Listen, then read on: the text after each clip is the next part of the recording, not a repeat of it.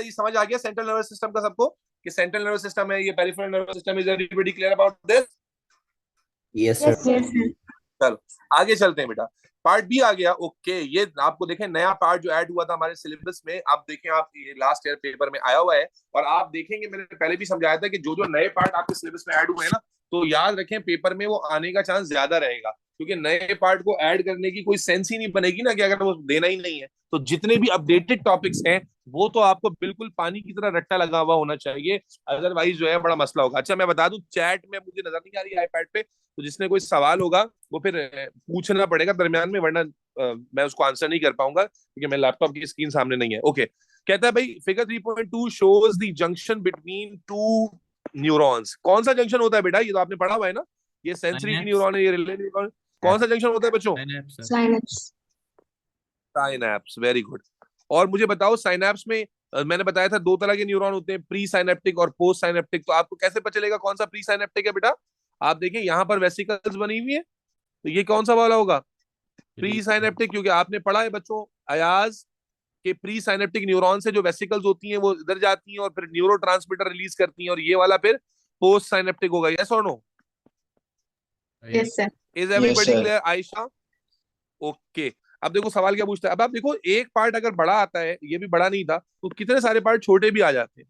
तो इसलिए बायोलॉजी का पेपर आसान है, आप आसानी से अच्छा स्कोर कर सकते हैं अगर आपने सिलेबस पूरे साल पढ़ा है ढंग से, और जो आपने डेप्थ पढ़ी है वो आपको इंशाल्लाह आगे जिंदगी में बहुत काम आएगी। Draw an arrow on figure 3.2 to show the direction that an impulse will travel. हाँ भाई, इंपल्स कौन सी डायरेक्शन में ट्रेवल करेगा? सेंसरी से रिले या relay to sensory? Right to left. Yes or no? कैसे पता चला हमें अब्दुल रहमान इस बात का? क्योंकि हमें सेंसरी टू रिले की वजह से नहीं बताया हमने न्यूरो ट्रांसमीटर देख के बताया कि जो वेसिकल्स हैं, आप जानते हैं ये वेसिकल्स किसमें होती हैं? प्री साइनेप्टिक न्यूरॉन में। Yes or no?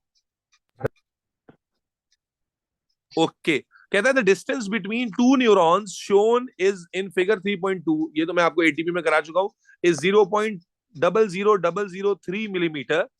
State this distance in unit of micrometre, और वर्किंग भी शो करनी है। तो बड़ा आसान है, मिली को माइक्रो में कैसे कन्वर्ट करते हैं? आप लिख दोगे 1 मिलीमीटर इज इक्वल टू, क्या सिखाया था? 1000 का रिलेशन था ना, याद करो। मैंने जिसपे अयाज भाई ने बहुत रोला डाल दिया था, सेंटीमीटर टू मिली का क्या रिलेशन? 10 का। और मिली टू माइक्रो का क्या रिलेशन होता है? 1000 का। Yes or no? तो 1 millimetre is equal to 1000 micrometre. ये लिखने के बाद आप सिंपली क्या करोगे? 0.0003, ये आपको मिलीमीटर में दिया हुआ है, आप इसे 1000 से क्या कर दोगे बेटा? अप्लाई कर दोगे, एंड द आंसर इज 0.03। जी सर। इज दैट क्लियर बच्चों? Yes sir. बच्चों क्लियर है बच्चों? ओके, चलिए आगे चलते हैं मेरे बच्चे। No nicotine is a chemical found in cigarette smoke. बहुत सिंपल है भाई, निकोटीन आप पढ़ चुके हैं, निकोटीन सिगरेट स्मोक में होता है, we already know that.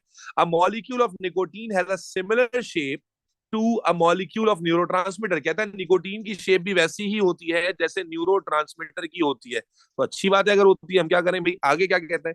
Suggest and explain the effect of nicotine at the junction between the neuron. अब देखो एक बच्चा है जो निकोटीन देख के रोला डाल देगा, बोलेगा सर ये क्या आ गया। दूसरा बच्चा स्मार्ट है, वो कहेगा यार 3 नंबर का छोटा सा सवाल है, उसने बताया कि निकोटीन की जो शेप है वो किस तरह की होती है? न्यूरोट्रांसमीटर की तरह की। तो अब उसने जब आपसे इफेक्ट पूछा है, तो क्या ये आपके लिए बताना एक्चुअली मुश्किल है? बिल्कुल भी नहीं भाई। न्यूरोट्रांसमीटर पहले मुझे बताओ, न्यूरोट्रांसमीटर का इफेक्ट कैसे बता देते? न्यूरोट्रांसमीटर रिलीज होता है, रिलीज होके क्या करता है न्यूरोट्रांसमीटर बेटा? बोलिए। Binds with the postsynaptic membrane receptor.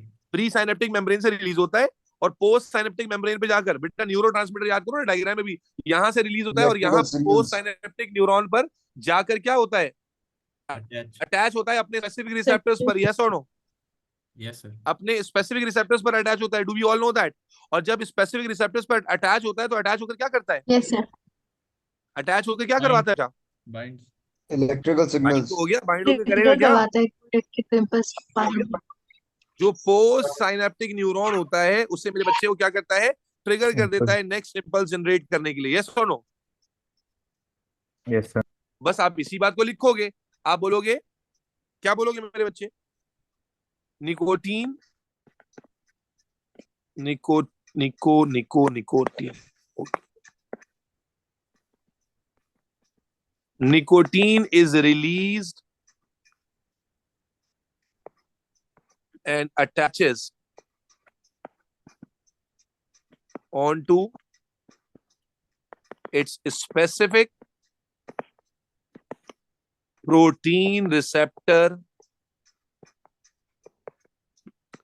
on postsynaptic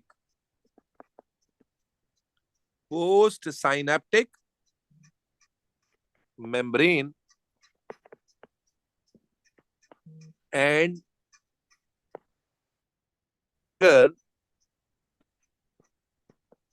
synaptic neuron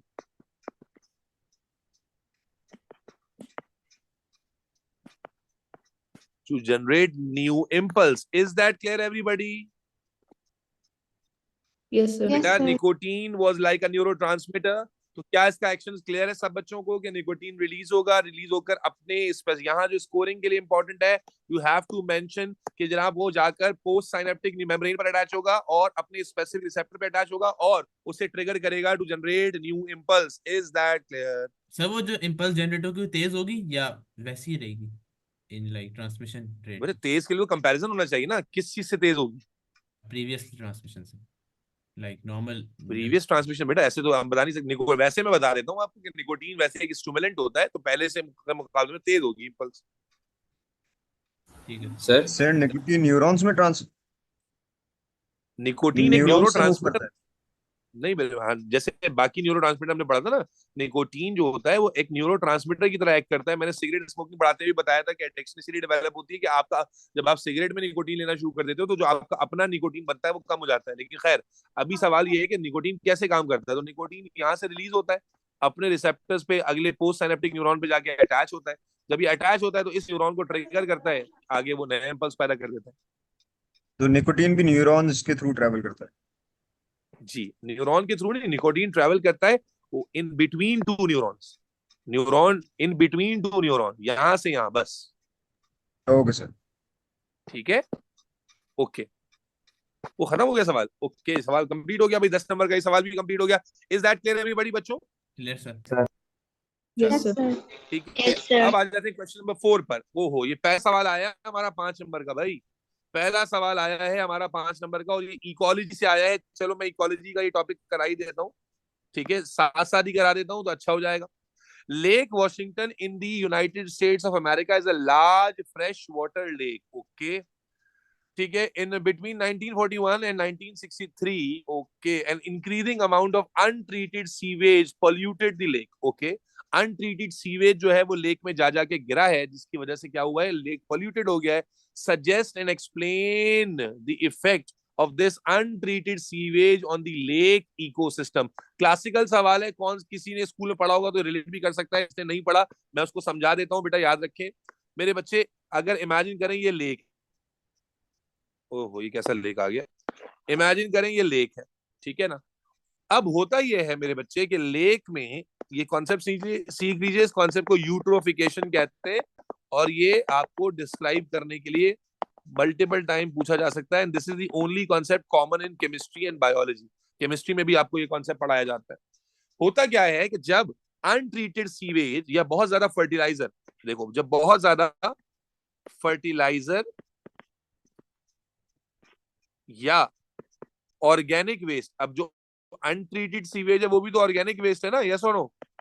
organic है. जब ये बहुत ज्यादा पानी में जाता है तो होता यह है कि देखो पानी में बहुत सारे तो प्लांट्स ग्रो कर रहे हैं, बहुत सारे तो प्लांट्स हैं जो पानी में ग्रो करते हैं, ठीक है ना.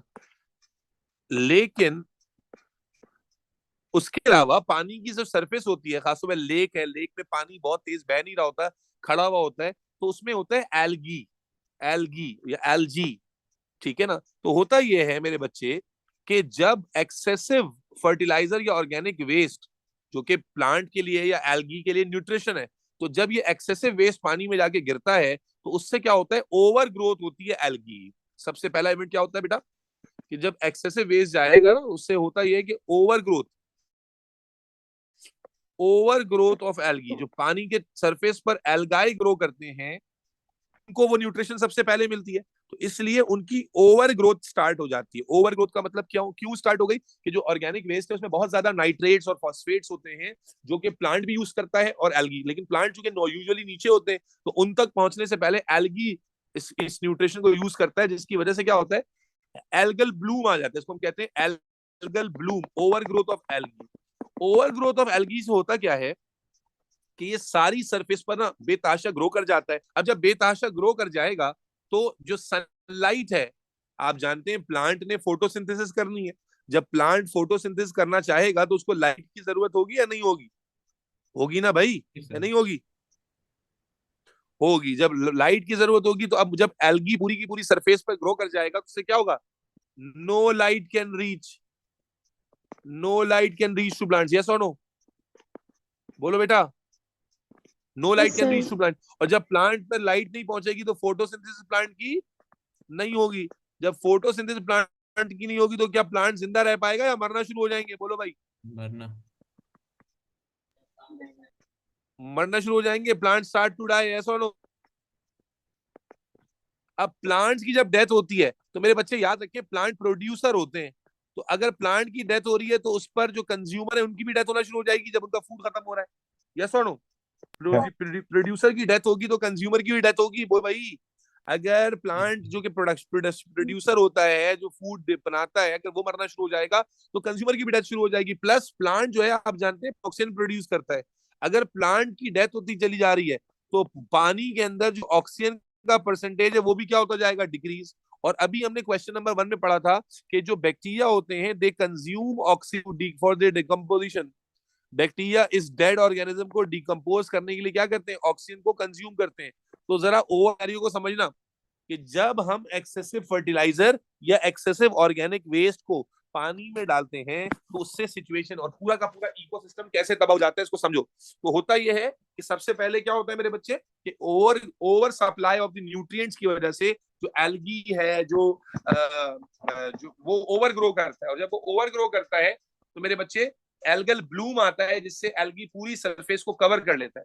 जब पूरी सरफेस कवर हो जाएगी तो अल्टीमेटली क्या होगा मेरे बच्चे, नो लाइट कैन रीच। और जब लाइट रीच नहीं कर सकेगी तो फोटोसिंथेसिस प्लांट्स की नहीं होगी, plant start to die, bacteria will decompose them. जब बैक्टीरिया डीकंपोज करेंगे तो अल्टीमेटली क्या होगा, बैक्टीरियल डिकम्पोजिशन की वजह से ऑक्सीजन और तेजी से कंज्यूम होगी क्योंकि बैक्टीरिया भी ऑक्सीजन को यूज करेंगे कंजम्पशन के लिए। प्लस जो प्लांट्स हैं वो प्रोड्यूसर्स होते हैं किसी इन्वायरमेंट के, तो जब प्लांट प्रोड्यूसर के तौर पर काम कर रहे थे और अब वो मरना शुरू हो गए तो जो फूड सप्लाई है एनिमल्स के लिए वो भी डिक्रीज हो जाएगी, खत्म हो जाएगी। अल्टीमेटली क्या होगा, देखते ही देखते सारा का सारा इन्वायरमेंट तबाह बर्बाद हो जाएगा, yes or no? Yes sir. बेटा इसी प्रोसेस को क्या कहते हैं, यूट्रोफिकेशन कहते हैं। इसी प्रोसेस को क्या कहते हैं जानू, eutrophication. Is that clear everybody? Sir plants जब डाई कर देते हो मतलब प्लांट्स जब मर जाएंगे तो फिर क्या होगा? प्लांट्स मर रहे हैं तो दो नुकसान हो रहे हैं कि प्लांट जो है ना ऑक्सीजन रिलीज करते हैं। अब जब प्लांट मर रहे हैं तो पानी के अंदर जो ऑक्सीजन है वो भी कम होती जाएगी। प्लस प्लांट्स मर रहे हैं तो प्लांट्स जो है उन पर फीड करते हैं ऑर्गेनिज्म, तो वो ऑर्गेनिज्म भी ऑटोमेटिकली मरना शुरू हो जाएंगे, यस और नो? तो पूरा इकोसिस्टम तबाह हो जाएगा जी, देखते देखते पूरा इकोसिस्टम ही तबाह हो जाएगा। Is that clear everybody? और सर बैक्टीरिया? सर ये प्रोसेस तो यूट्रोफिकेशन है ना? जी जी, तो यही तो उसने सवाल पूछा है।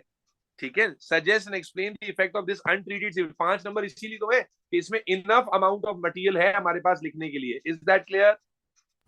सर वो बैक्टीरिया वो क्या होगा?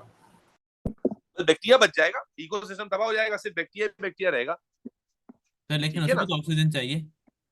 अब वो तो यार इतना एंड तक लेके नहीं जाएंगे ना, बस ठीक है, बस एनवायरनमेंट तबाह कर दिया हम। अब उसको लिख लेते हैं जल्दी से। तो मेरे बच्चे सर क्या हमें गिवन स्पेस जी बेटा बोलो, दोबारा बोलो। गिवन स्पेस से थोड़ा बहुत एक्सीड कर सकते हैं बट सर कोशिश क्या करो कि हमें सोच के लिखोगे ना। स्पेस गिवन, मैं यही बता रहा था कि गिवन स्पेस से थोड़ा बहुत एक्सीड कर सकते हो बट नॉर्मली क्या होता है मैं देखता हूँ बच्चे आधा आधा पैराग्राफ ही बाहर लिख रहे होते हैं। दैट्स tells you कि आप तैयारी करके नहीं लिख रहे. It's always important. जैसे मैं क्या कर रहा हूँ अभी आपके साथ डिस्कस कर रहा हूँ फिर लिख रहा हूँ. जब आप कोई सवाल लिखना चाहें तो पहले आप सोच लें लिखना क्या है and try to confine your answer in the limited space. ठीक है. और अगर आप सही लिखेंगे तो आप आराम से लिख पाएंगे. तो process of eutrophication occurs where, अब ये फिक्स सवाल है, excessive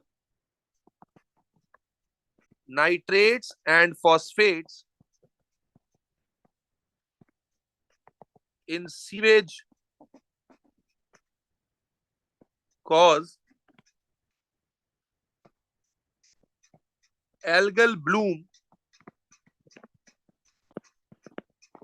which blocks sunlight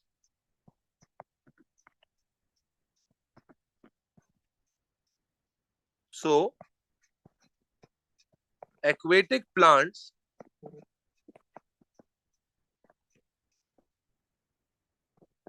cannot do photosynthesis and start to die, leading to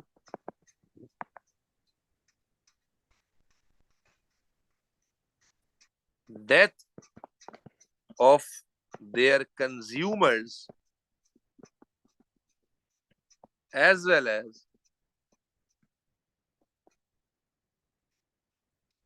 decrease level of oxygen in water which exaggerate. बहुत स्पेस गिवन होती है, आप तसल्ली से लिख सकते हैं. Death of animals, bacteria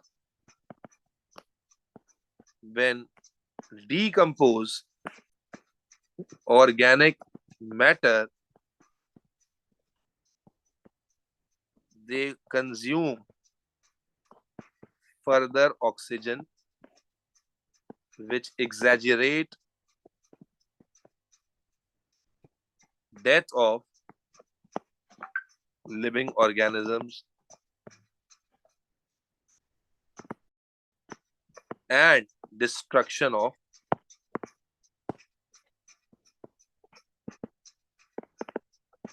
complete ecosystem. Is that clear everybody? Eutrophication सबको समझ आता है? यूट्रोफिकेशन का पूरा फिनोमिना समझ आता है भाई कि यूट्रोफिकेशन में क्या होता है और कैसे होता है? Yes or no? Bacteria when बेटा। के बाद क्या लिखा है? बैक्टीरिया वेन के बाद क्या लिखा है? बैक्टीरिया वेन के बाद कहाँ लिख दिया भाई मैंने? बैक्टीरिया वेन 6th लाइन में डीकम्पोज. अच्छा यार मैं क्या तेज लिख रहा हूँ, आधा मिनट भी जा रहा है. Bacteria when decompose organic matter, they consume further oxygen which exaggerate death of living organisms. Is that clear everybody? Yes, sir. Yes, sir. 1 minute लिख लें. चले, ये पूरा प्रोसेस है. इस प्रोसेस का सेंस समझ गए हो कि ये प्रोसेस आहिस्ता आहिस्ता पूरे एनवायरनमेंट को उड़ा देता है, जिसकी शुरुआत ओवर सप्लाई ऑफ न्यूट्रिएंट से होती है. ये प्रोसेस जो है ना, एक्सेसिव पानी, अगर आप आपकी जो खेत हैं फर्टिलाइजर, उसमें आप एक्सेसिव पानी बहा दें तो उसके अंदर भी क्या होगा, जो न्यूट्रिशन है वो सारी पानी में जाके गिरेगी और उस न्यूट्रिशन के एक्सेसिव यूज करके एल्गल ग्रोथ होगी, जिसको एल्गल ब्लूम कहते हैं. लाइट ब्लॉक होगी, प्लांट की फोटोसिंथेसिस रुकेगी, प्लांट मरना शुरू होंगे, डीकम्पोजिशन की वजह से ऑक्सीजन कंज्यूम होगी बैक्टीरिया की वजह से, और जो एनिमल्स हैं वो भी ऑक्सीजन डेफिशिएंसी की वजह से मरना शुरू हो जाएंगे और फीड ना करने की वजह से मरना शुरू हो जाएंगे. अल्टीमेटली पूरा का पूरा इकोसिस्टम तबाह और बर्बाद हो जाएगा और इसी प्रोसेस को यूट्रोफिकेशन कहते हैं. ठीक है जी? सही. Is that clear everybody? जी सॉरी, रिवर्सिबल है या Yes, sir. Permanent dam? नहीं बेटा, ये प्रोसेस रिवर्सिबल नहीं होगा. आपको पूरी क्लीनिंग करनी पड़ेगी, फिर दोबारा से नए लिविंग ऑर्गेनिज्म डालने पड़ेंगे. ठीक है सर. भाई रिवर्सिबल कैसे होगा? जो लाइफ मर गई तो मर गई ना, अब क्या जिंदा कर दूंगा मैं उसे? नहीं. सोचो खुद से. चले ठीक है जी. तो ये प्रोसेस नया था तो समझा दिया. ओके, फाइनली हमारे पास एक ग्राफ वाला क्वेश्चन आ गया. कौन सा क्वेश्चन है बेटा? बार चार्ट का क्वेश्चन है, 2 नंबर की. कोई मैथ्स भी नजर आ रही है मुझे? चले देखते हैं. बिटवीन 1963 एंड 1968, बेटा घबराना नहीं होता इन सवालों से, ठीक है? 1963 and 1968 new sewage treatment facilities were constructed. By 1968, the amount of untreated sewage entering Lake Washington was reduced to 0. तो 1963 से कहता है कि न्यू सीवेज ट्रीटमेंट फैसिलिटीज बनाई गई और 1968 तक जो अनट्रीटेड सीवेज था वो लेक वॉशिंगटन तक जो उसकी एंट्री थी वो 0 हो गई. Figure 4.1 shows how transparency of water in the lake has changed over time. जो वाटर ट्रांसपेरेंसी है वो कैसे चेंज हुई है, यानी जितना ज्यादा आप जानते हैं यूट्रोफिकेशन होगा और जितना ज्यादा जो है ना उसमें सीवेज जाएगा वाटर कम ट्रांसपेरेंट होगा. तो आप देख रहे हैं ओवर द टाइम जो है वो वाटर ट्रांसपेरेंसी जो है वो फुल हो गई है. नो, यानी कि वाटर बिल्कुल क्रिस्टल क्लियर है. Is that clear? Yes sir. Yes, sir. ठीक है ना. अच्छा जी, इसमें बल्कि लिखा हुआ भी आगे, water transparency is a measure of how far light travels through water. Okay, जितना वाटर क्लियर होगा लाइट उतनी डेप्थ तक जा पाएगी. तो ये उसने दिखाया हुआ है, ग्राफ दिया हुआ है. Calculate the percentage increase in water transparency. Math चाहिए. Calculate the percentage increase in the water transparency between 1957 and 1968. Okay, water transparency का परसेंटेज इंक्रीज निकालना है. परसेंटेज इंक्रीज का फॉर्मूला क्या होता है बेटा? ये तो मैथ्स आ गई ना. Change divide by original multiply by original final value minus initial value और divide by initial value multiplied by 100. ठीक है ना. तो अब जरा 1957 में देखते हैं क्या वैल्यू थी वाटर ट्रांसपेरेंसी की. 0 है तो 0.2468, ये वैल्यू 0.8 हो गई. यहाँ पर वैल्यू कितनी है? 3 है. तो आपके पास फाइनल वैल्यू कितनी आ गई बेटा? 3.0 माइनस इनिशियल वैल्यू आ गई 0.8 डिवाइडेड बाय 0.8. 3 से डिवाइड नहीं कर देना, मल्टीप्लाई बाय 100. जी बेटा कितना आ रहा है?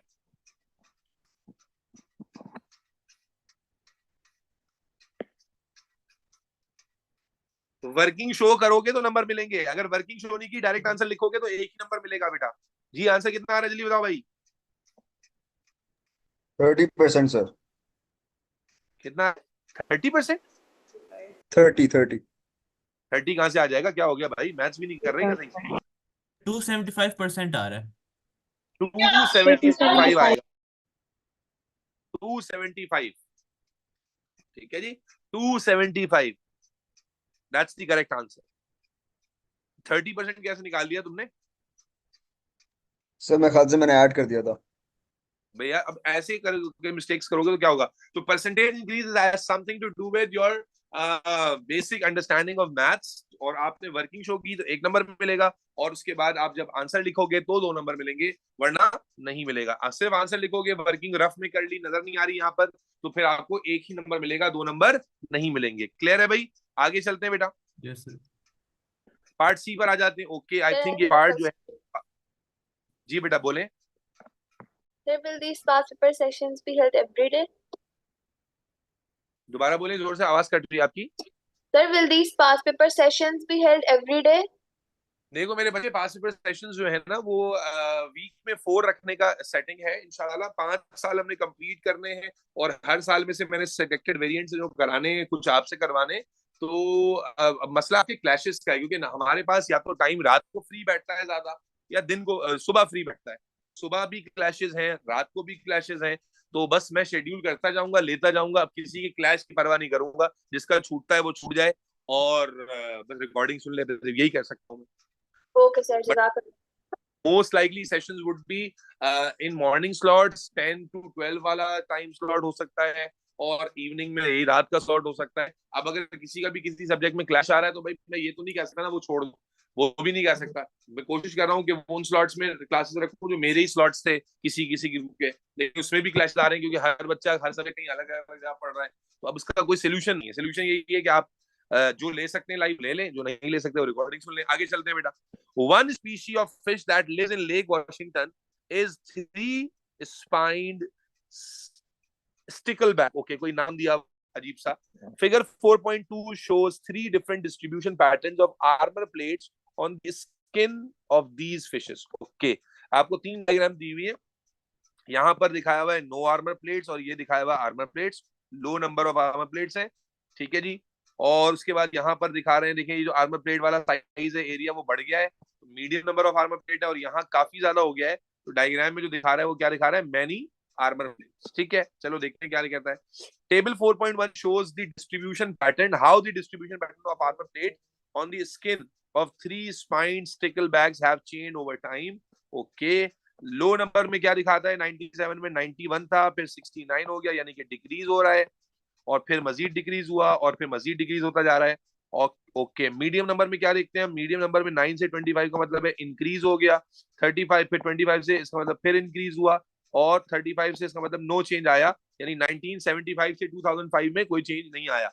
मैनी आर्मर प्लेट्स में आ जाएं तो यहाँ हम क्या देखते हैं? 0 to 6 में इंक्रीज हो गया, फिर भी इंक्रीज हो गया, फिर मजीद, तो ये इंक्रीज शो कर रहा है। ओके, ये टेबल, जब टेबुलर डाटा या ग्राफ वाला डेटा आपको दिया जाता है तो आप उसको इस तरह से उसके ट्रेंड्स वगैरह देखते हैं। हम सवाल देखते हैं।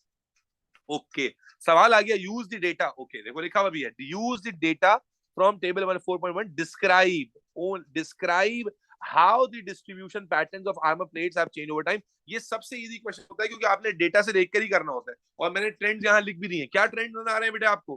कि भाई फ्रॉम 1957 टू 2005 जो low number of armour plates हैं, they continue to decrease, yes or no? जी सर। बोलो भाई। Yes sir. परसेंटेज Yes, जो sir. नंबर आर्मर प्लेट्स वो कंटिन्यू डिक्रीज है। फिर आप मीडियम वाले में बोलोगे कि 1957 टू 1975 ग्रेजुअल इंक्रीज आया है, but there is no change in the number of armour plates from 1975 to 2005। और फिर मैनी आर्मर प्लेट्स में क्या लिखोगे कि from 1957 number of armour many armour plates in 1957 were 0, but from 1957 to 2005 it continued to increase, yes or no? And a rapid देखो आप यहाँ देखो 6 से 40 पर एक थोड़ा शार्प जंप आया है, तो रैपिड इंक्रीज बिटवीन 1968 टू 1975। ये सारे वो पॉइंट्स हैं जो आपको इसी एक्सप्लेनेशन से निकल रहे हैं। Is that clear everybody? जी सर, Yes, sir. अब लिख देते सर फ्रॉम 1957, जी बेटा, सर 2005। तो सिंपली याद रखिए जब डिस्क्राइब, एक मिनट रुक जाओ बेटा, याद रखिए जब आप ग्राफ या टेबल को डिस्क्राइब करते हैं आप वैल्यूज का रेफरेंस लाजमी दे देते हैं, ठीक है जी? जी बेटा बोलो। सर मैं कह रहा था बस इसे हमें डिस्क्राइब करके उन्हें मतलब पूरी एक वो बता देनी कि क्या सिनेरियो बन रहा है। ट्रेंड बताने, बस ट्रेंड में देखो 3 चीजें आती हैं, इंक्रीज, डिक्रीज, और अगर शार्प फॉल हो रहा है, शार्प राइज हो रहा है तो उसके ऊपर बात करते हैं, और कांस्टेंट। इंक्रीज, डिक्रीज, कांस्टेंट, और शार्प राइज, शार्प फॉल, ठीक है ना? ये हमने मार्कर्स कवर कर दिए, ठीक है जी? So from 1920 low number of armour, low number क्या था? Low number of armour plates, low number of armour fishes with low number, fishes with low number of armor plates continue to decrease Please. from 1957 to 19 क्या था? 75, 1975 fishes with medium number of armor plates क्या हो रहा था? Increase हो रहा था, increases, but no change is observed in their number after 1975, yes or no? कोई चेंज है ना 1975 के बाद? No sir. उसके बाद आप कहेंगे in 93 fishes with क्या था? high number, many armor plates was, but then increases onwards. A sharp increase in their number is observed between 1968 and 1975, followed by gradual increase. Is that clear बेटा?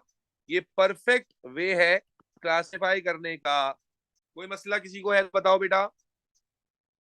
Sir हम Sir? Reference ना दें कितने number में है? Sorry बेटा, दोबारा बोलिए। हम ये रेफरेंस ना दें कि वो कितना इंक्रीज आया, लाइक 0 से 35 आप या दे भी सकते हैं, बट 4 मार्क्स है ना बेटा, इनफ, हमने सारे मार्कर्स कवर कर लिए हैं, तो आप बिल्कुल रेफरेंस दे सकते हैं। हमने एयर वाइज रेफरेंस दिए हैं। असल में वैल्यू का रेफरेंस मैंने सारे इसलिए नहीं दिए क्योंकि बहुत ज्यादा है, वो फिर जगह ही पूरी हो जाएगी। ठीक है सर। ठीक है बेटा, इज एवरीबॉडी क्लियर? डिस्क्राइब, और इसका समझ आ गया कि बेसिक ट्रेंड आपको समझाना होता है, कोई मसला?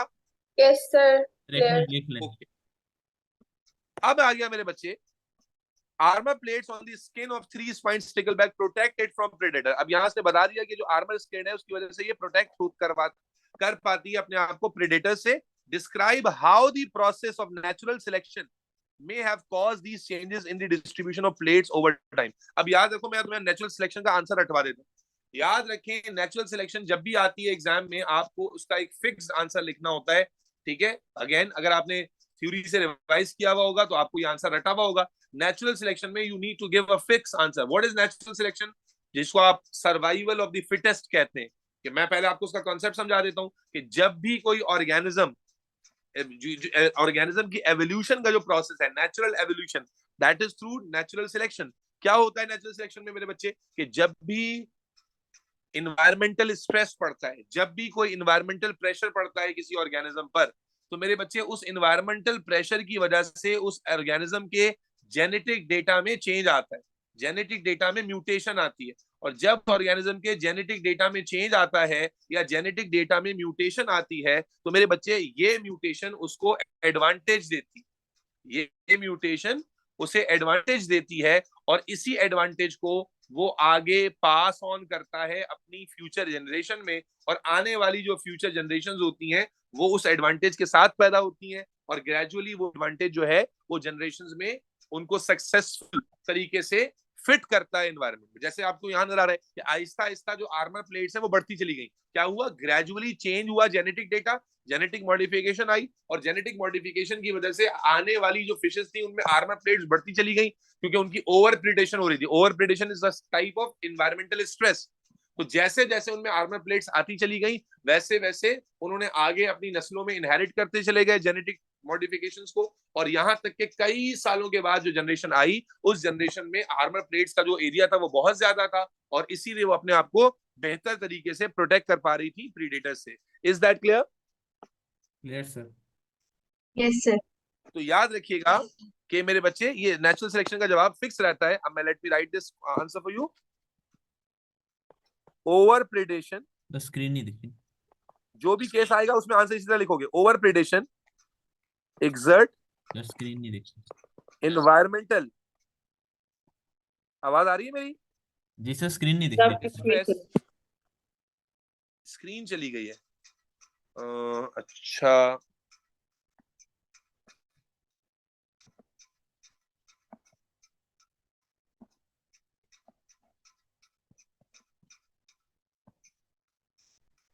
ओवर प्रेडेशन के एग्जर्ट, याद रखो, ये कीवर्ड याद रखो हमेशा। पहला कीवर्ड मैं अंडरलाइन कर दूं, एनवायरमेंटल स्ट्रेस आ जाएगा, क्यों कोई ना कोई आपको दिया हुआ होगा तरीका जिससे एनवायरमेंटल स्ट्रेस क्रिएट हो रहा होगा। Over predation create environmental stress, जिससे क्या होगा? लीड्स टू जेनेटिक म्यूटेशन और slash modification,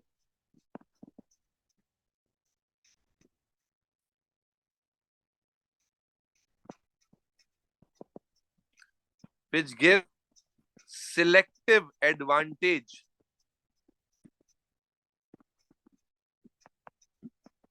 to the organism, जिसे हम कहते हैं survival of the fittest.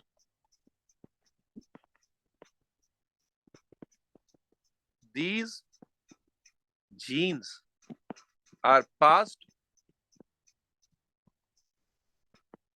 on to next generations,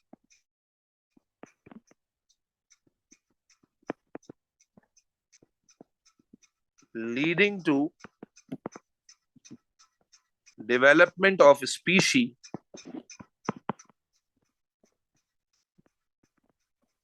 which can protect themselves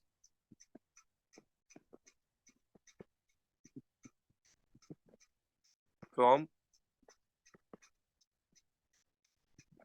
predation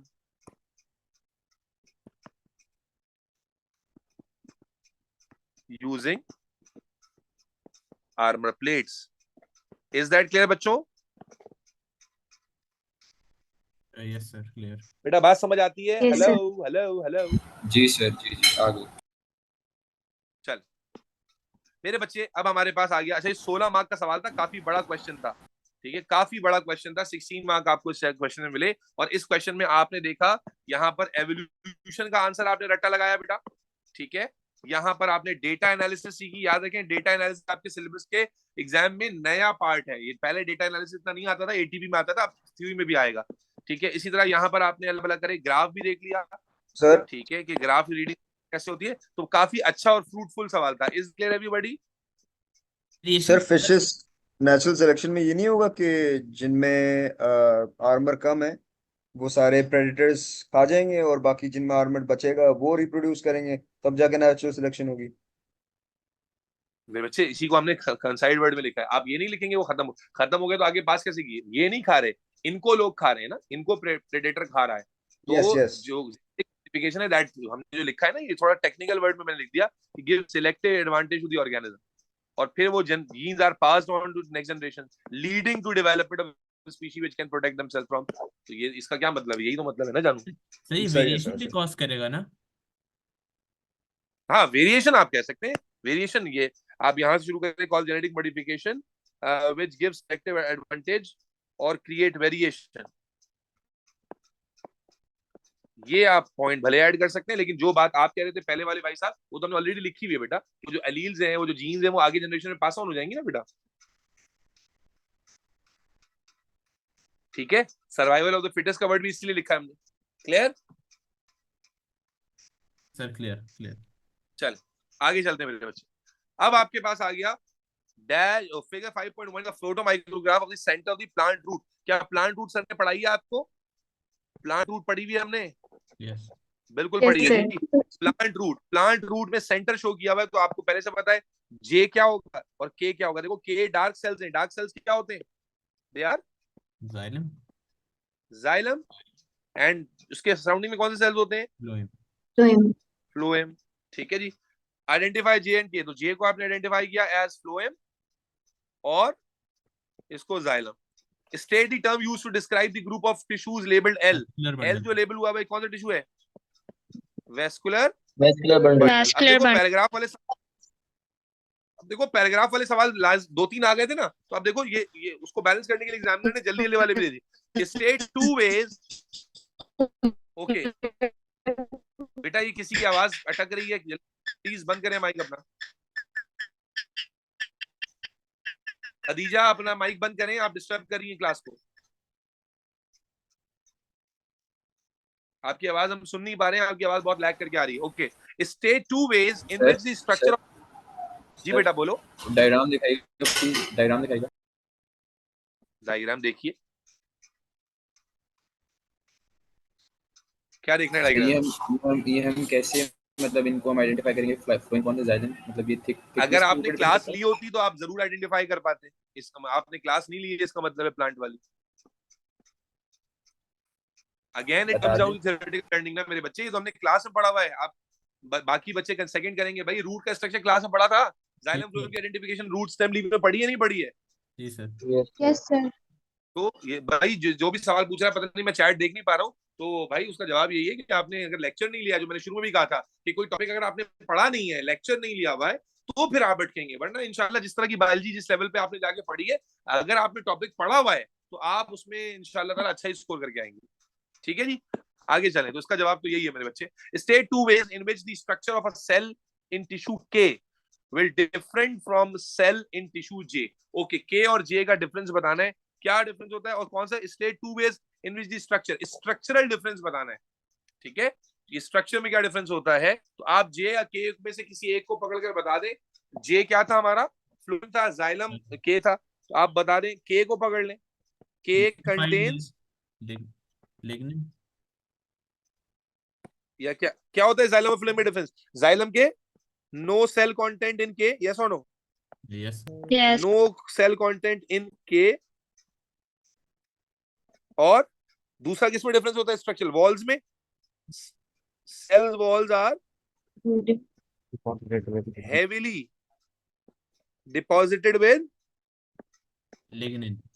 deposited with what? Lignin. Lignin. Is that clear everybody? Lignin. अच्छा, अब देखो J और K दोनों को नहीं बताना होता। जब इस तरह कंपैरिजन आता है ना, तो आप किसी एक को पकड़ लेते हो, आप किसी एक को पकड़ते हो। आप J को डिफाइन करते हो तो K इसका मतलब है वो डिफरेंस ही लिख रहे हो ना, तो इसलिए जो है वो ऑब्वियस काउंट होता है कि अगर आपने लिखा no cell wall in K, it means cell no cell content in K, इसका मतलब J में होगा। इसी तरह cell wall are heavily deposited with lignin, इसका मतलब है कि K में नहीं होंगी या J में नहीं होंगी। तो इस तरह से ये एग्जाम पैटर्न रहता है। अब आप देखेंगे पिछले दो पार्ट जो है पैराग्राफ वाले थे, तो ये पार्ट काफी छोटे छोटे थे, जल्दी से हो गए। इज दैट क्लियर बच्चों? आगे चलूं? Yes, sir. Yes, sir. अच्छा, इसके अलावा अगर मैं तुमसे डिफरेंस पूछता तो और डिफरेंस बता सकते थे मुझे? याद है, एक में कंपेनियन सेल होते हैं, एक में कंपेनियन सेल नहीं होते। किसमें होते हैं? Sir, जाइलम में कंपेनियन सेल नहीं होते, फ्लोएम के साथ कंपेनियन सेल होते हैं। फिर अगर आपको याद हो तो एक में जो है end to end walls degraded होती हैं और एक में सीव प्लेट्स होती हैं। तो आप और भी पॉइंट्स लिख सकते थे, जिसमें हमने यहाँ 2 नंबर ही लेने थे, तो हमने 2 बातें लिखी। Clear? yes sir, clear. Yes, sir. Outline the function of tissue J। Okay, 4 नंबर आ गया। J कौन सा था भाई? J was phloem. फ्लोएम का फंक्शन तो आसान है जी। फ्लोएम का क्या फंक्शन होता है बेटा? Sir, transport of assimilation Translocation. Translocate sucrose molecules from leaf to from source to sink. तो हम बस इतना सा लिखोगे। नहीं सर, बाकी 4 नंबर है, तो इसको 4 नंबर में कैसे कन्वर्ट करोगे? मेरे आपको बता देता हूँ मेरे बच्चे। Sir, इसका structure के बारे में। सॉरी बेटा,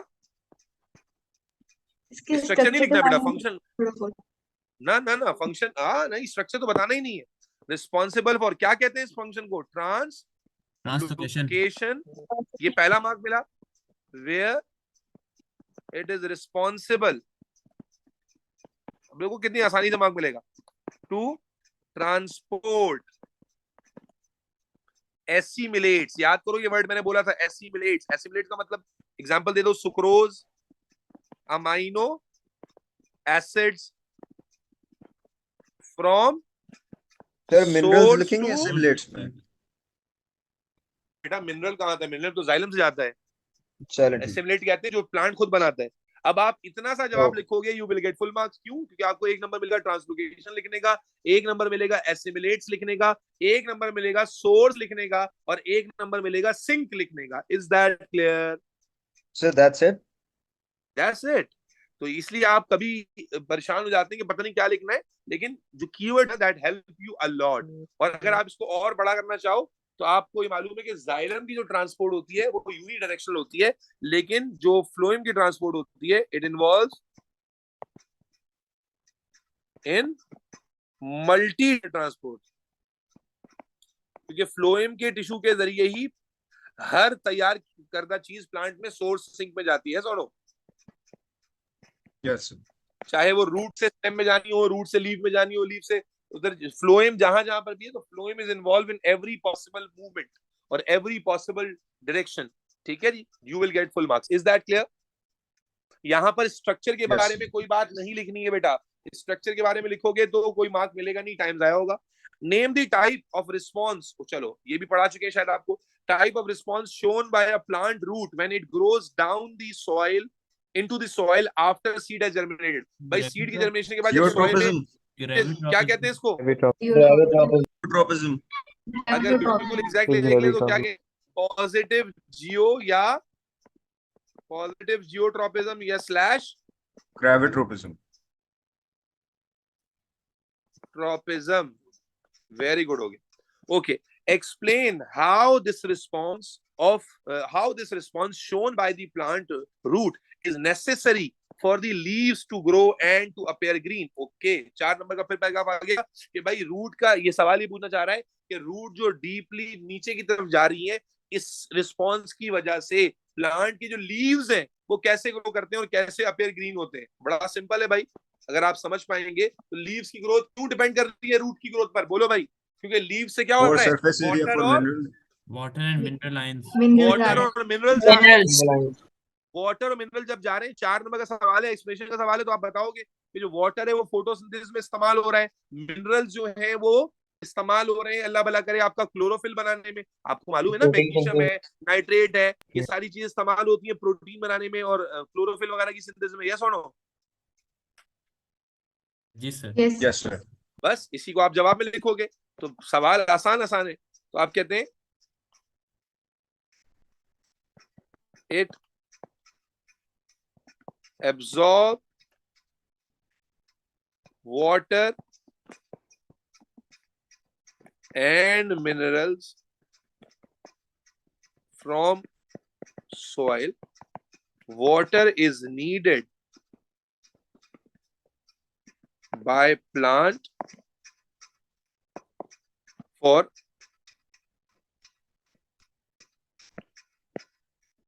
production of glucose in photosynthesis. अब यहाँ ट्रांसपायरेशन हमें लिखने की जरूरत नहीं है क्योंकि वो लीव टू ग्रो और टू अपीयर ग्रीन के बारे में पूछ रहा है, उसने हिंट दे दी है। तो आपको ग्रो करने के लिए फोटोसिंथेसिस करनी है, तो production of glucose in photosynthesis.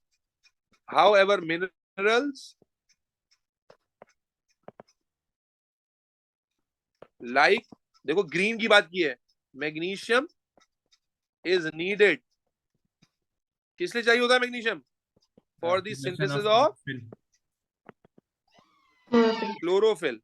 और कौन सा मिनरल होता है जो इंपॉर्टेंट है? नाइट्रेट आर रिक्वायर्ड, क्योंकि ग्रोथ की बात की ना, ग्रोथ बगैर प्रोटीन की होगी क्या? सर ऑक्सीजन, ऑक्सीजन लिखेंगे, ऑक्सीजन। बेटा रूट से ऑक्सीजन कब से जा रही है? For protein synthesis magnesium root में कहाँ आती एंड है? Growth. Is that clear? Soil में कहाँ आती है मैग्नीशियम? अरे सॉइल में जो मिनरल्स होते हैं, फिर मैग्नीशियम कहाँ से आएगा भाई? सॉइल में से ही मैग्नीशियम, फॉस्फेट, नाइट्रेट सब जाते हैं ना। और अच्छा, और कहाँ से जाएगा बताओ? हवा से आएगा मैग्नीशियम? नहीं क्या वैसे बात कर रहे हो? मैग्नीशियम कहाँ से आता है सॉइल में? सॉइल में भाई जो ऑर्गेनिक मैटर डिकम्पोज होता है उसमें हमारी बॉडी में मैग्नीशियम है, तुम्हें मार के गाड़ दें, हमारी बॉडी का मैग्नीशियम सॉइल में चला जाएगा। अच्छा ठीक है।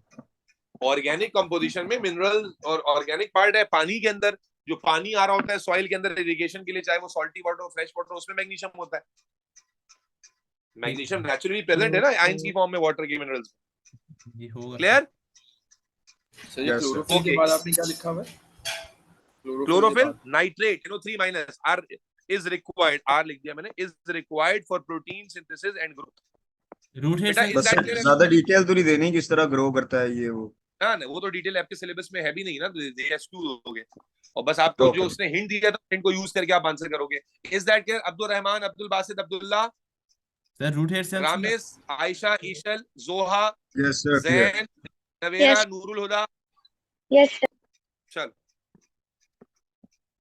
ओके, और कितने क्वेश्चंस रह गए भाई? अच्छा, दो क्वेश्चंस अभी भी बाकी हैं। ओके, पहले क्वेश्चन 7 कर लेते हैं, छोटा सा लग रहा है, जल्दी से कर लेते हैं। डीएनए, अब मैंने बताया था कि जो नए टॉपिक्स आपके सिलेबस में ऐड हुए हैं वो डेफिनेटली आपके पेपर में आने के चांसेस ज्यादा रखते हैं, इसलिए उन टॉपिक्स में तो गड़बड़ होनी चाहिए। 5 नंबर का सवाल है और फिल इन दी ब्लैंक है, मतलब मुफ्त के मार्क मिल रहे हैं, इसका मतलब है। The paragraph below, DNA carries genetic information in the form of gene. The paragraph below describes the structure of DNA molecule. Complete the paragraph by writing the most appropriate word और letter in each space. DNA contains the chemical element carbon, hydrogen, oxygen and और कौन सा element होता है? Nitrogen and phosphorus and phosphate base. Phosphate. Phosphate. अच्छा, element बोला है उसने तो आप फॉस्फोरस लिखोगे।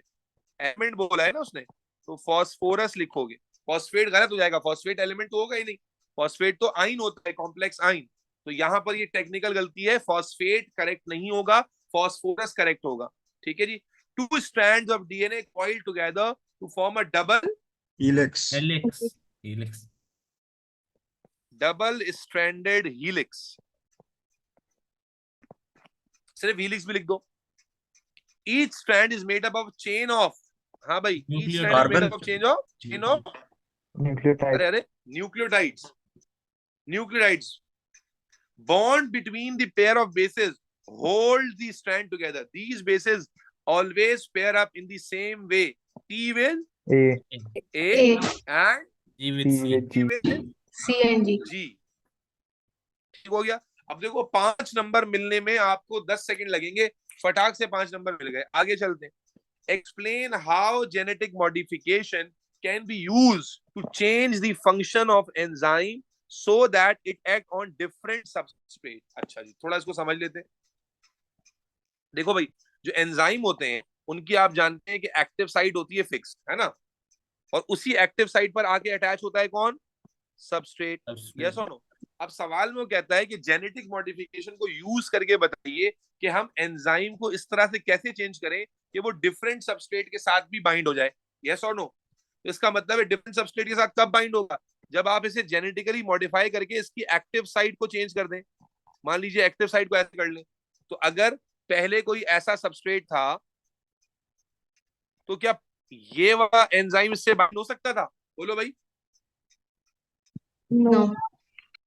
नहीं. लेकिन अगर मैं जेनेटिक मॉडिफिकेशन से इसकी एक्टिव साइट को चेंज कर दूं, उसकी शेप ऑफ एक्टिव साइट को, तो क्या अब ये सबस्ट्रेट इसके साथ बाइंड हो सकता है? Yes or no? जी सर, हो सकता है. अब सवाल ये है कि भाई जेनेटिक मॉडिफिकेशन से क्या चेंज करूं? 5 नंबर का सवाल है, बड़ा आसान है भाई. एंजाइम्स क्या होते हैं? बोलो बेटा. प्रोटीन. हमने प्रोटीन सिंथेसिस पढ़ा हुआ है ना, ट्रांसक्रिप्शन ट्रांसलेशन. तो एंजाइम्स क्या होते हैं बेटा? प्रोटीन होते हैं. और प्रोटीन किससे बने होते हैं? अमाइनो एसिड से. और अमाइनो एसिड को कौन कोड करता है? Genetic codes. Yes or no? Amino acid को कौन कोड करते हैं? आप जीन कोड करती है ना भाई. जी सर. तो इसका मतलब क्या हो गया कि मुझे क्या करना होगा मेरे बच्चे? मुझे जेनेटिक मॉडिफिकेशन करनी होगी जीन के अंदर, यानी उसकी सीक्वेंस ऑफ बेसिस को चेंज करना होगा. अगर मैं जीन की सीक्वेंस ऑफ बेसिस को चेंज करूंगा, उससे जेनेटिक कोड चेंज होगा. जेनेटिक कोड चेंज होगा तो उससे क्या होगा मेरे बच्चे? न्यू मैसेंजर आरएनए बनेगा, ऑल्टर्ड मैसेंजर आरएनए बनेगा. ऑल्टर्ड मैसेंजर आरएनए जब ट्रांसलेट होगा तो वो नए टाइप के प्रोटीन, नए टाइप के एंजाइम में ट्रांसलेट होगा जिसकी एक्टिव साइट नहीं होगी, और इसीलिए वो उस नए सबस्ट्रेट को फिट कर पाएगा. यस और यस सर. Clear sir. भाई रिवर्स मैकेनिक्स समझ आई? जहां हमने ये पढ़ा हुआ था या नहीं पढ़ा हुआ था? हमने ये प्रोटीन सिंथेसिस में पढ़ा हुआ था ना. कि मैंने रिवर्स में इसलिए लिंक किया, मैं एक बार फिर समझा दूं कि भाई एंजाइम या किसी भी प्रोटीन की शेप चेंज करने की बात कर रहा है, या हो सकता है किसी और सवाल में वो कह दे कि भाई म्यूटेशन आ गई और एंजाइम का शेप चेंज हो गया, फला प्रोटीन का शेप चेंज हो, बताएं क्या हुआ होगा.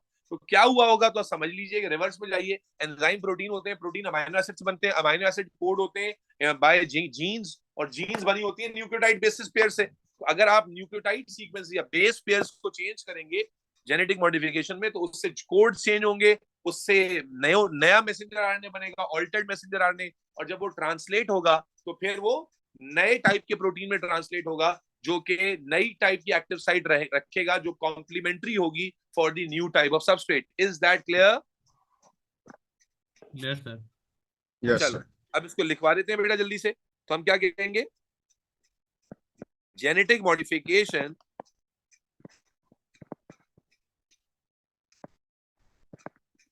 अब ये आइंदा के लिए याद रहेगा तुम लोगों को. Genetic modification is done in with nucleotide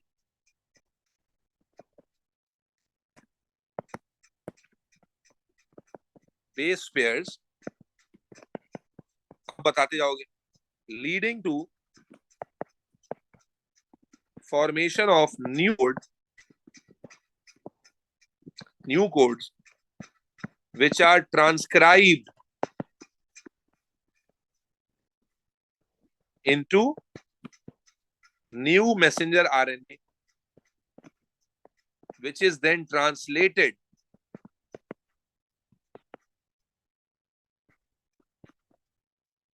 into altered protein having new shape of active site complementary for the binding of.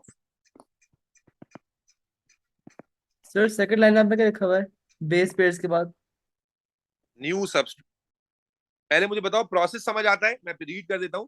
Genetic modification is done with nucleotide base pairs leading to formation of new codes which are transcribed into new messenger RNA, which is then translated into altered protein having new shape of active site complementary for the binding of new substrate. Is that clear everybody? That's how genetic modification should be done. Clear? Yes, sir. Sir question. Yes beta. Yes beta, बोलो. Sir ये genetic modification करेंगे तो हम इसमें इस तरीके से करेंगे जिस तरीके से हम बैक्टीरिया की करते थे, एंजाइम से उसे कट करते थे, इस तरीके से. बैक्टीरिया की बैक्टीरिया की कहा नहीं बेटा, जेनेटिक मॉडिफिकेशन तो प्रोटीन सिंथेसिस एक अलग टॉपिक था ना, आपने पढ़ा नहीं है प्रोटीन सिंथेसिस क्या हमारे साथ? डीएनए एंड प्रोटीन सिंथेसिस एक अलग टॉपिक था, उसके अंदर हमने पढ़ी है प्रोटीन सिंथेसिस। सर आप ये इसकी रिकॉर्डिंग भेज देंगे क्लास पे? मैं भेज आई मीन जी मेरे बच्चे, जेनेटिक जो बच्चा मॉडिफिकेशन। पूछा ना मुझे, वो जो आप पूछ रही हो बच्ची, वो तो रिकॉम्बिनेंट डीएनए पूछ रही हो, आप मिक्स कर रही हो रिकॉम्बिनेंट डीएनए को। Okay sir. आप जो पूछ रही हो वो रिकॉम्बिनेंट डीएनए बेटा। Okay sir. ठीक है, मैंने इसीलिए बार बार कहा भाई, जिसका जो टॉपिक नहीं हुआ है वो प्लीज उस टॉपिक को करने पर फोकस करे। अगर आपने टॉपिक किया है तभी तो लिख पाओगे, जब भी तुम्हें लगेगा कि कुछ नया नहीं है और अल्हम्दुलिल्लाह सर ने पढ़ाया था सब कुछ। चले बेटा, लास्ट क्वेश्चन है बेटा, जल्दी से कर लेते हैं। कितने मार्क का है? ये भी 10 मार्क का सवाल है, जल्दी से करते हैं, पेपर खत्म होने वाला है अल्हम्दुलिल्लाह। थ्योरी का पेपर कराना मुश्किल होता है, लेकिन चूंकि सीखना मकसद है तो करना तो है ना भाई। तो describe, okay, figure 6.1 shows the pattern of result from investigation into the effect of increasing light intensity on the rate of photosynthesis। हाँ भाई, क्या ये ग्राफ मैं आपको क्लास में बनवा चुका हूँ? Increasing light intensity on the rate of photosynthesis, yes or no? और ये जो Yes, ग्राफ sir. आपके सामने बना, मुझे अगर मुझे वैसी बता दो कि इस दौरान में कौन सा लिमिटिंग फैक्टर होता है? लाइट इस इंटेंसिटी। एरिया में कौन सा लिमिटिंग फैक्टर होता है? इंटेंसिटी। खुद लाइट इंटेंसिटी लिमिटिंग फैक्टर होता है। और यहाँ पर क्या होता है? अगर आप यहाँ पर आ जाए तो फिर कौन सा लिमिटिंग फैक्टर कार्बन होता डाइऑक्साइड, डाइऑक्साइड एंड वाटर। है? अदर फैक्टर्स होते हैं, मोस्ट लाइकली कौन सा फैक्टर होता है? Carbon dioxide, yes or no?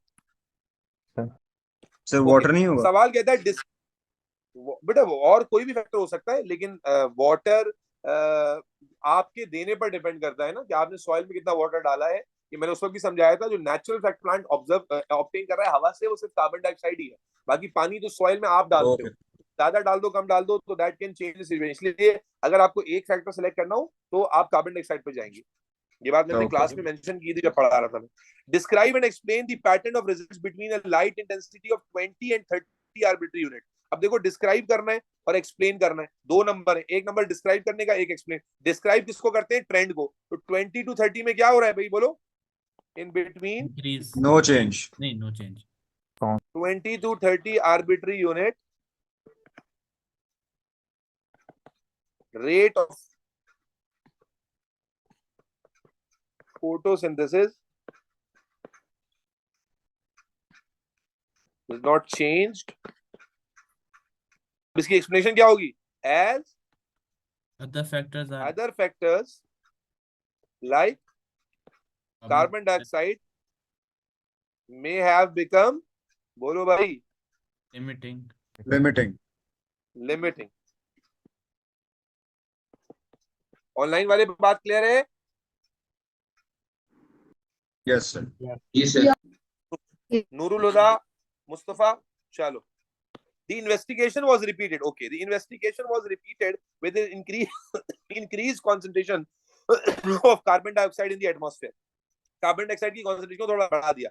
Draw a curve on figure 6.1 to show the pattern of result that would be expected from this second investigation. हाँ भाई, carbon dioxide को थोड़ा बढ़ा देंगे तो क्या होगा? Limiting carbon dioxide was limiting the factor. अब जब कार्बन डाइऑक्साइड का लेवल थोड़ा सा बढ़ा देंगे तो क्या होना चाहिए? रेट ग्राफ बढ़ कैसा जाता होगा? फोटोसिंथेसिस का, रेट ऑफ फोटोसिंथेसिस बढ़ Increase. जाएगा। तो आप क्या करो, you can draw a graph in any way जो कि इससे ऊपर जा रहा होगा, yes or no? Sir steeper क्यों है? और हाँ, वो थोड़ा सा हैंड एरर आ गया बेटा। Okay okay. आप उसको लगभग सेम, क्योंकि हाथ आप बिल्कुल बराबर बराबर लेके नहीं जाओगे, आप सेम लेकर आओगे, यानी जो स्लोप है उसमें बहुत ड्रास्टिक गैप नहीं आना चाहिए। ऐसी क्या अलबत्ता वजह है? क्या करो बेटा? ड्रास्टिक चेंज क्यों नहीं आना चाहिए? मेरे बच्चे, एक फैक्टर, जब सारे फैक्टर्स चेंज होते हैं ना एक साथ, then it produces a drastic change. ठीक है, वरना कार्बन, अगर लाइट इंटेंसिटी आ रही है कार्बन डाइऑक्साइड, तो ओवरऑल प्रोडक्ट बढ़ जाता है क्योंकि लाइट कैन बी यूज। लेकिन जो ऑप्टिमल फंक्शनिंग ऑफ एंजाइम है वो तो एक सर्टेन उससे ही होगी ना, सर्टेन रफ्तार से ही होगी। ठीक है, इसलिए ऑल्दो कि एग्जामिनर आपको उस पर टेस्ट नहीं करेगा, but to be very honest, technicality wise आपने एनी ऐसा ग्राफ ड्रॉ करना है जिसका रेट ऑफ फोटोसिंथेसिस ऊपर तक जा रहा हो। क्लियर है? क्लियर भाई? Clear. Okay, state the name of the product of photosynthesis that contain carbon atoms. Product बताना है photosynthesis, बहुत ही आसान है यार जी, नेम बताना है, तो the name would be glucose. ठीक है जी। अब आप देख रहे हैं you will have a combination of answers जो कि एक एक दो दो नंबर के भी हैं और ऐसे भी आंसर हैं जो चार चार पांच पांच नंबर के भी हैं। ओके, पहले वो जो एबीसी वाला आता था वो खत्म हो गया, आखिरी सवाल आ गया। Outline the uses made by plant of name carbohydrates. आपने डिफरेंट टाइप के कार्बोहाइड्रेट लिखने, उनके यूजेस लिखने। ठीक है, जो प्लांट बनाता है, तो सबसे पहले प्लांट क्या बना रहा है बेटा? ग्लूकोज बना रहा है। तो ग्लूकोज का यूजेज क्या होगा? सर वो is use to respiration energy के लिए। Energy, respiration to produce, very good, to ATP, produce energy. ATP, ये पहला हो गया। इसके अलावा क्या बनाते हैं? सुक्रोज। सुक्रोज का क्या use? Sucrose is storage, protein, form in which, ना sucrose storage, in which glucose is transported from source to sink. याद करो, मैंने तुम लोगों को बताया था कि ग्लूकोज को ग्लूकोज की Yes, फॉर्म sir. में ट्रांसपोर्ट नहीं किया जाता, बल्कि ग्लूकोज को सुक्रोज की सुक्रोज फॉर्म में की ट्रांसपोर्ट किया जाता है। Yes or no? Yes sir, yes sir. उसके बाद आ जाओ स्टार्च। जी, starch. Storage sir. Turn to sugar, starch बोलोगे? स्टार्च इज स्टोरेज रिजर्व और स्टोरेज फॉर क्राइसिस। ओके, उसके बाद आ जाते हैं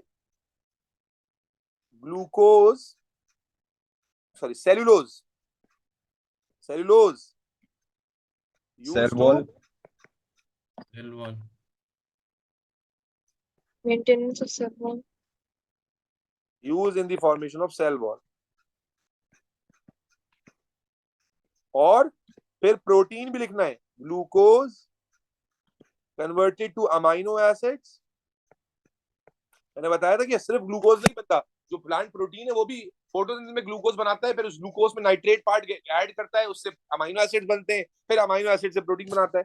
सो glucose into amino acids into proteins to make enzymes, hormones, to make enzymes, hormones and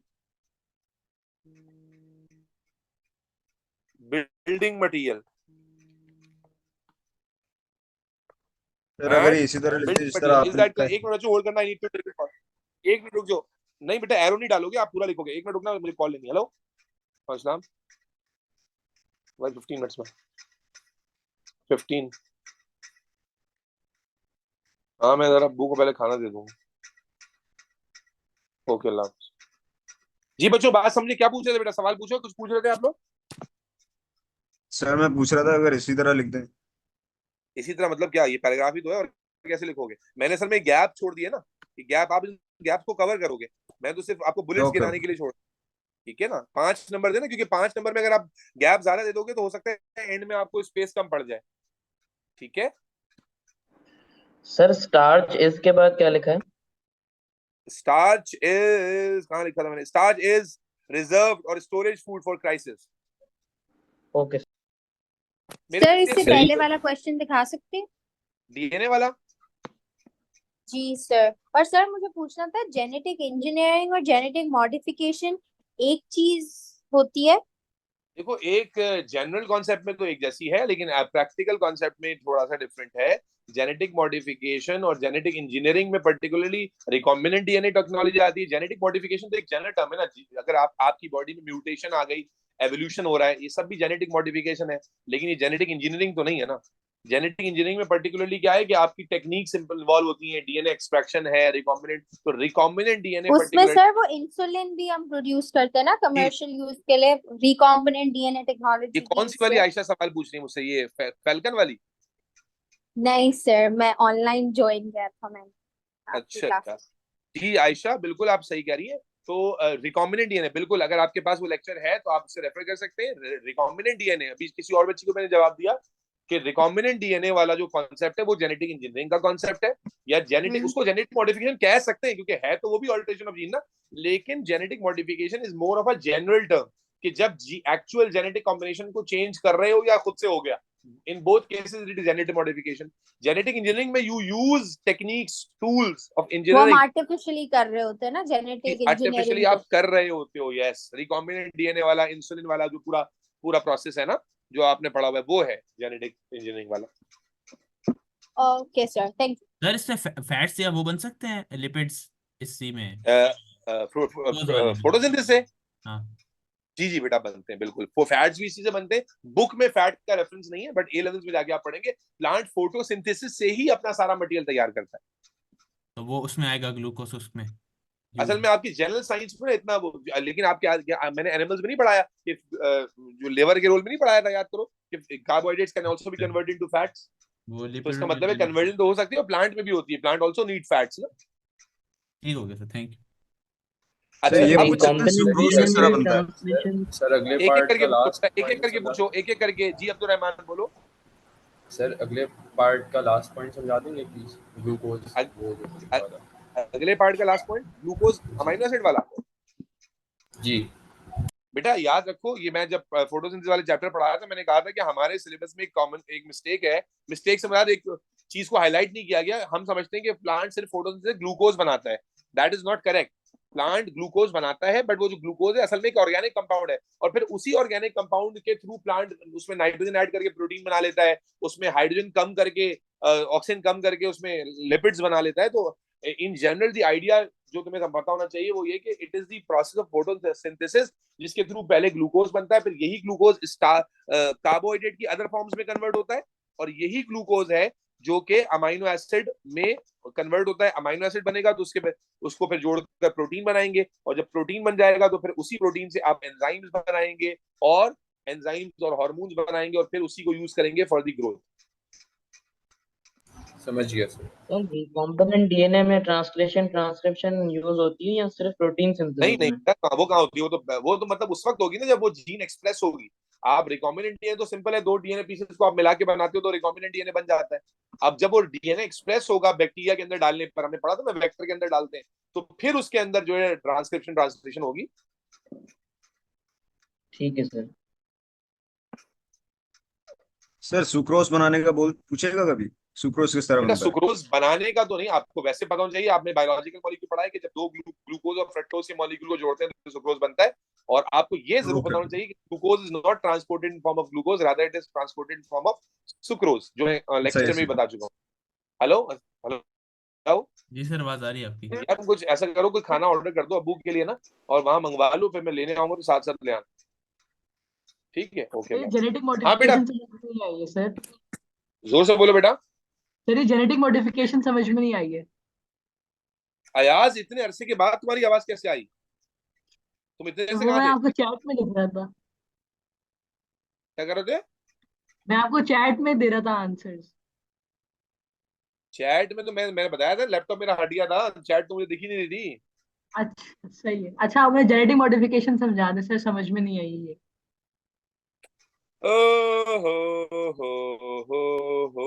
हो आप जेनेटिक बेटा जेनेटिक मॉडिफिकेशन मॉडिफिकेशन कहते हैं जीन के चेंज होने को। जीन का चेंज होना इज जेनेटिक मॉडिफिकेशन। ठीक है, मैंने अभी किसी एक बच्ची को बताया कि जेनेटिक मॉडिफिकेशन तो एक बहुत जनरल टर्म है, जनरल टर्म। ठीक है, एक बहुत जनरल वर्ड है। जैसे आपकी जो एवोल्यूशन है इसमें भी आपकी जीन्स में चेंज आ रहा है, ये भी जेनेटिक मॉडिफिकेशन है। अगर आपको कोई कैंसर वैंसर हो गया उसमें आपकी जीन्स चेंज हो रही हैं, वो भी जेनेटिक मॉडिफिकेशन है। ठीक है जी। और आप जो जेनेटिक इंजीनियरिंग की टेक्निक्स अप्लाई करते हैं, जहां पर आप तरह तरह के ऑर्गेनिजम्स के डीएनए को मिक्स करते हैं, मर्ज करके नया डीएनए बनाते हैं, वो भी जेनेटिक मॉडिफिकेशन है। ठीक है। आप में से कुछ बच्चे ऐसे होंगे जिन्होंने डीएनए प्रोटीन सिंथेसिस का टॉपिक नहीं पढ़ा है, उनको ये रिलेट करना मुश्किल लग रहा होगा, बाकियों को तो बात समझ में आ रही होगी। मेरा ख्याल है अयाज आपने भी नहीं पढ़ा है, और आपको जब लेक्चर दिए गए थे तो आपने सुने भी नहीं थे। वही है ना आप? सर वही बच्चे हैं ना आप? प्रोटीन जी अदन बोले।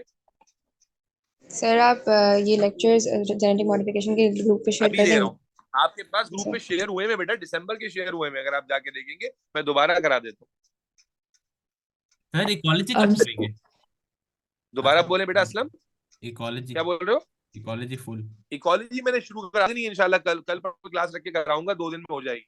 चले अब मुझे Also, बताएं sir- बेटा, ये पेपर आपने पूरा देखा, इस पेपर में आपको कुछ अंदाजा हुआ चीजें कैसे लिखनी होती है, क्या करना होता है? पूरा पेपर हमने फुल स्केल अटेम्प्ट किया, रादर देन कि मैं आपके इससे वर्बली बताता, मैं आपके साथ पूरा अटेम्प्ट कर रहा था। और लगभग 2 घंटे और कुछ 2.5 घंटे में जाकर हमने ये पेपर पूरा किया है, 2.5 घंटे तकरीबन, जबकि इसके लिए आपको 1 आवर 45 मिनट्स का टाइम मिलता है एग्जाम में, क्योंकि हम एक एक चीज को डिस्कस कर रहे थे। तो again it is a proof कि अगर आप सॉलिड कॉन्सेप्ट्स लेकर बैठेंगे तो इन टाइम आप पेपर को अटेम्प्ट कर पाएंगे। अब सुन लो, होमवर्क सुन लो, पहले जरा कान खोल के देखो। ये वेरिएंट जो था, ये वेरिएंट 2.2 है। मैं तुम्हें ये फाइल शेयर कर देता हूँ, मैं तुम्हें ये फाइल शेयर कर देता हूँ सॉफ्ट कॉपी में, अगर कोई प्रिंट कराना चाह रहा है, ठीक है। तो ये वेरिएंट 2.2 है। इसके बाद इसका एक वेरिएंट 2.1 है।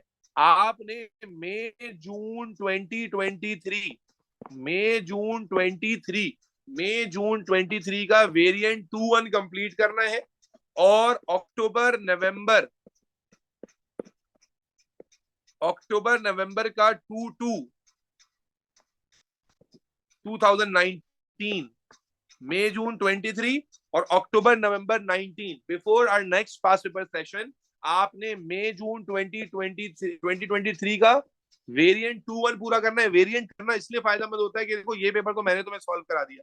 अगर तुम्हें कॉन्सेप्ट अच्छे से बैठ गया दिमाग में, चीजें समझ आ गई हैं, तो मेरे बच्चे आप उसी चीज को, ये देखो जो वेरिएंट होता है ना, वो इसी जैसे क्वेश्चंस पर होता है। तो आप एक नए पेपर को अटेम्प्ट करोगे और आप उसमें अपने कॉन्सेप्ट को और पक्का कर पाओगे। तो मैं तुम्हें ये सॉफ्ट कॉपी भेज दूंगा, उसमें वेरिएंट्स मौजूद है, तो आप वेरिएंट्स आसानी से प्रिंट आउट करके सॉल्व कर सकते हो। सर इसका वेरिएंट प्लीज, इसका स्क्रीनशॉट ले लो प्लीज, इसका स्क्रीनशॉट लो। मई जून 2023 में वेरिएंट 2.1 और अक्टूबर नवंबर 2019 का वेरिएंट 2.2, ये 2 पेपर्स आपने अटेम्प्ट करने हैं। मैं जब पास्ट पेपर सेशन अगला कंडक्ट करूंगा, तो अक्टूबर नवंबर 2022 की अगर किसी ने कोई क्वेरी मुझे भेजी होगी, वैसे तो पेपर मैंने देखा हुआ है, इसमें क्वेरी नहीं होनी चाहिए, अगर आ गई तो मैं उस क्वेरी को आंसर करके फिर आपको एक जबरदस्त पेपर कराऊंगा। और इस हम जो अगला पेपर अटेम्प्ट करेंगे, IGCSE का one of the most difficult paper है, इंशाल्लाह वो कराऊंगा आपको। जी अयाज बोलो। सर आप बोलो। सर आपसे लास्ट क्लास में कहा था कि आप प्लीज प्लांट बायोलॉजी की लेक्चर नोट्स शेयर कर दें। यार ये जो तुम हैंड रिटन वाले नोट्स का बोलते हो ना, ये बड़ा मुश्किल हो जाता है मेरे लिए, कि ये रेंडर ही नहीं हो पाता आईपैड पे, और मैं जब कर देता हूँ, भेज देता हूँ, मैं करता हूँ, अभी बैठ के करता हूँ। Really sorry sir thank you sir. जी वर्दा बोले। अच्छा सर, वो आप प्लांट रिप्रोडक्शन की रिकॉर्डिंग शेयर कर देंगे, क्योंकि मेरी डिस्कनेक्ट हो गया था तब। मैं And- अभी कर रहा हूँ, अभी कर रहा हूँ, आधे पौने घंटे में। जी अयाज, तुम अपनी बात कंप्लीट करो अयाज। सर मैं कह रहा हूँ सर, ग्राफ वाला एक दफा क्वेश्चन दिखा दे सर। ग्राफ वाला तो बच्चों वाला सवाल था बेटा, किधर गया? नहीं सर, वो अब्दुल बासित डिस्कनेक्ट हो गया सर, उसको माइक भी नहीं चल रहा सर, ये तो है ना ग्राफ वाला सवाल बेटा, जी ये सर। ना ग्राफ वाला सवाल। उसमें आपको एक तो परसेंटेज ट्रांसपेरेंसी निकालनी थी, तो मैंने बताया वो initial value minus final value divide by initial value होता है ना, तो फिजिक्स मैथ में पढ़ते हो, उसको अप्लाई किया था हमने वैल्यूज को रीड करके। और उसके बाद इसमें एक नेचुरल सिलेक्शन का सवाल था, तो मैं तुम लोगों को नेचुरल बल्कि ट्रेंड डेटा एनालाइज करना बताया था, कि जब डेटा को एनालाइज ग्राफ में हो या टेबल में हो, तो आप उसमें बताते हो कौन क्या पॉइंट्स कवर करते हो, increasing trend, decreasing trend, sharp rise और शार्प फॉल या कांस्टेंट। तो इसी बात को जमा करके मैंने वैल्यू के रेफरेंस से यहाँ पर इस डेटा को जो एग्जामिनर ने दिया था, उस डेटा को हमने लिखा था। उसके बाद नेचुरल सिलेक्शन का प्रोसेस में तुम्हें रटवाया था कि नेचुरल सिलेक्शन का प्रोसेस क्या होता है, कि जब किसी भी तरह से एनवायरमेंटल स्ट्रेस पड़ता है, तो उसकी वजह से जेनेटिक मॉडिफिकेशंस आती हैं, जेनेटिक म्यूटेशंस आती हैं, एडवांटेजियस एलील्स प्रोड्यूस होती हैं मॉडिफिकेशंस की वजह से, जो नई जनरेशन में, आने वाली जनरेशन में पास ऑन होती है। ग्रेजुअली एक नई generation after a very long time develop होती है, जिसमें सिलेक्टिव एडवांटेज होता है, और वो फिटेस्ट होती है सर्वाइव करने के लिए, और वो सर्वाइव करती है। तो ये नेचुरल सिलेक्शन के बारे में था, तो यही था सवाल ग्राफ वाला। अब्दुल बासित सर आप इसकी सॉफ्ट कॉपी शेयर करेंगे? यार तुम लोग बहरे तो नहीं हो? अभी मैंने कहा कि मैं ये मतलब सॉल्व की बात कर रही हूँ, मेरे पास जो अनसॉल्व्ड है वो मैं आपको भेज दूंगा पूरा। सॉल्व तो यार अब ये मेरे ऊपर एडिशनल तुम लोड नहीं डालोगे, इसकी सॉल्व भी शेयर करें, क्लास में मैं लिखूं फिर सॉल्व भी शेयर करूं, क्या कर रहे हो तुम लोग बिल्कुल ही नन्हे मुन्ने चुसनी वाले बच्चे मत बनो, ठीक है। मैं 1 घंटे के बाद जो है ना सारी चीजें शेयर करना शुरू करता हूँ। मुझे ना एक बच्चा चेकलिस्ट बना के ग्रुप पे भेज दे मुझे, कि मुझे क्या क्या तुम लोगों को शेयर करना है, तो मैं जल्दी जल्दी शेयर कर देता हूँ। 1 घंटे के बाद शेयर करूंगा, क्योंकि अब अगली क्लास है फौरन से। जी बेटा जल्दी बोलो। सर ट्रांसपोर्ट एंड मैन भी प्लीज। अरे बाप रे बाप, लिस्ट बढ़ती जा रही है। अच्छा जी, सर ट्रांसपोर्ट। जी वर्दा बोलो। सर वो जो आप नोट्स का नहीं कह रहे थे कि रिवीजन नोट्स वाली आपने एक फाइल भेजी थी, आई गेस। तो मैंने ऑलरेडी भेजी हुई है यार, ग्रुप पे नहीं है, तुम लोगों के पास नहीं है क्या? सर वो दोबारा सेंड कर दें, अब ढूंढने में टाइम लग ओ भाई वो जी नोट्स वाली फाइल दोबारा कोई रीशेयर कर दो ग्रुप पे। जाएगा। यस कौन सी प्लीज। सर? जी नोट्स। अच्छा देखते हैं।